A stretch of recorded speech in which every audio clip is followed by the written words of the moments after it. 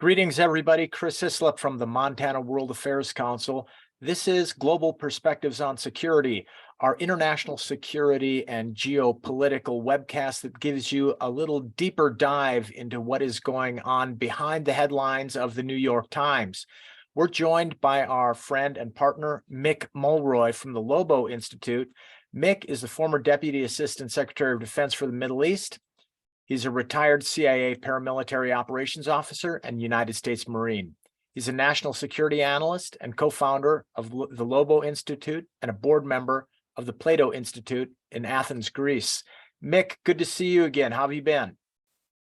Doing good, Chris. A lot of stuff going on in the news, though, so it's keeping me busy.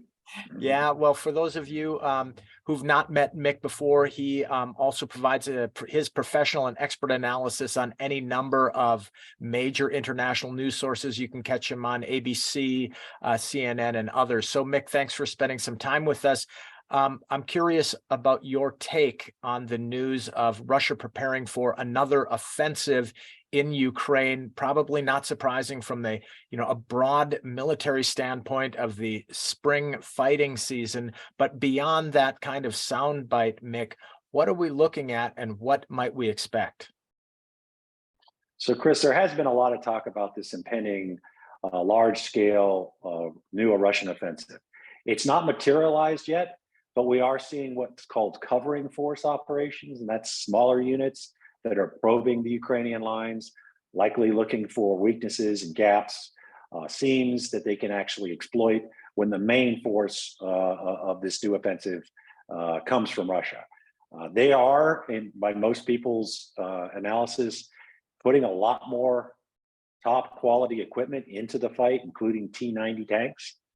So they certainly have seen that their current strategy is not working. They've switched commanders multiple times, and now they're trying to get something going so that they can show their people that this hasn't been a complete disaster.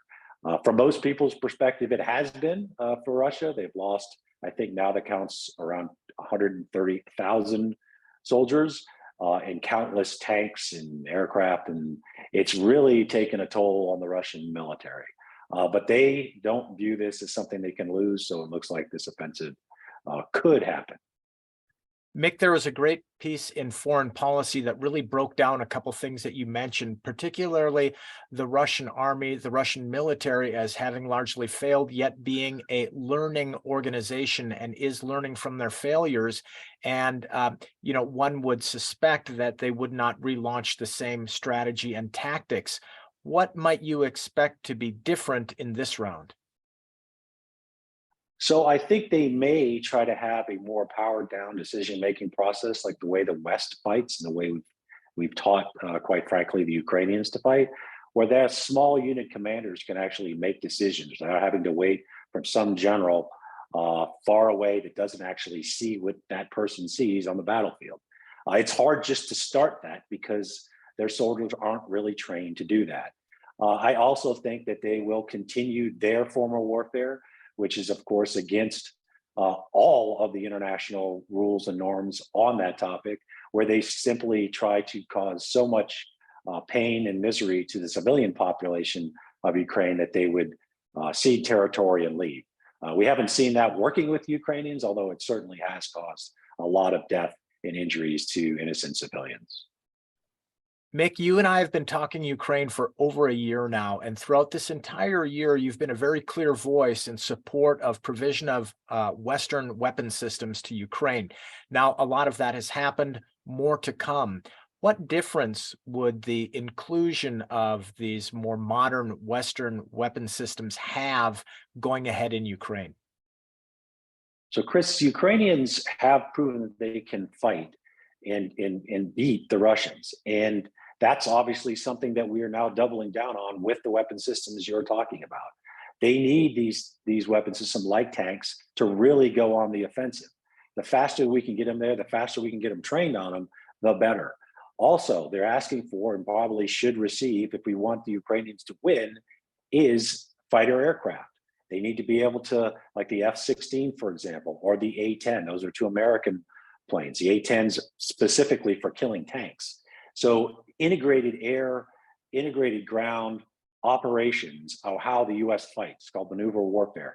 The F-16, these tanks, and long-range artillery, that could also be a very substantial player when it comes to the Ukrainians being able to win. They need to be able to shoot things at a distance so that the Russians can't target them. And these ATACMS, which can be shot from the HIMARS they already have, can reach in and hit Russian command and control, Russian logistical supply lines, and it could really bog down a new Russian offensive.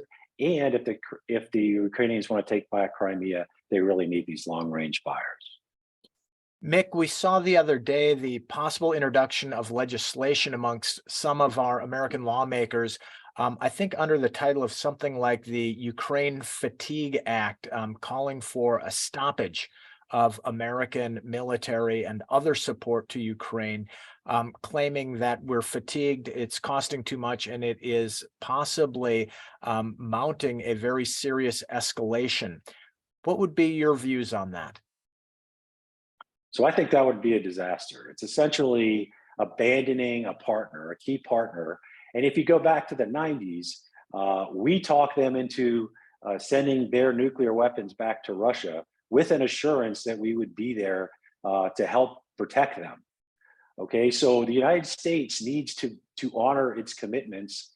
One, it's the right thing to do, but it's in our own interest because eventually people won't want to partner with us if we do not. That's one thing. The second thing is this isn't charity. As President Zelensky said when he came and spoke to our Congress, we have given them the equivalent of one aircraft carrier. It's only 5% of the equivalent of our annual budget for our defense. They've destroyed over 50% of Russian combat power, period. Not just Russian combat power in Ukraine, but period. That is, by anybody's estimation, a great ratio when it comes to us expending our taxpayers' dollars to support our defense. Russia is one of two, China being the other, main adversaries to us, and they have significantly lost their capacity to fight the United States should that occur, which would also be increased if you abandon Ukraine, had Ukraine lose, and then they would be on the doorsteps of NATO, which we have an absolute treaty requirement to defend. We're part of it. We could then be at war with Russia. So I don't view this as charity at all, and it is in our own national security interest to ensure that Ukraine not only doesn't lose, but actually wins. Mick, since we're here in Montana, I have to ask you about the Chinese surveillance balloon. Now that this story seems to have come to an end, what have we learned? What do we know? What might be looming ahead? So, Chris, we've learned that this spy balloon, this stratospheric surveillance balloon, had the ability to steer itself, to stand or basically hover over places. So completely contrary to the Chinese assertion that it was a lost balloon. And we've now found out that they've essentially lost balloons that have flown over 40 countries. So this looks like a systematic program to do this. We've also learned that, and we're going to recover this intact, at least mostly intact. They had very sophisticated collection devices, not just imagery, but also signals intelligence, so they could collect on our communications, and not just military, but civilians. And that is a significant problem. We had what the Pentagon is calling a domain awareness gap, which means we didn't even see these things. We now know what the signature looks like, so we can go back and look at collected information and see, oh, this is what that was. That's why we now know that it happened in the last administration. They didn't detect it at the time, but now that they have the signature of it, they can go back and look at it. So it is a significant issue. I think we will be much better by defending ourselves in the future. And the last thing I would point out is it looks like that when we had some very observant people up here in Montana that saw this balloon, that the Chinese then stopped transmitting information back. So the rest of the time, it looks like they will not have any benefit from what they collected since we shot the balloon down, obviously, over the Atlantic Ocean. Mick Mulroy from the Lobo Institute, thank you very much. For those of you who are watching, if you want to get past the headlines into why things matter, this is the right place to be with experts like Mick Mulroy. Thanks again, Mick, for joining us. You be well up there in Whitefish. Take care. Bye-bye.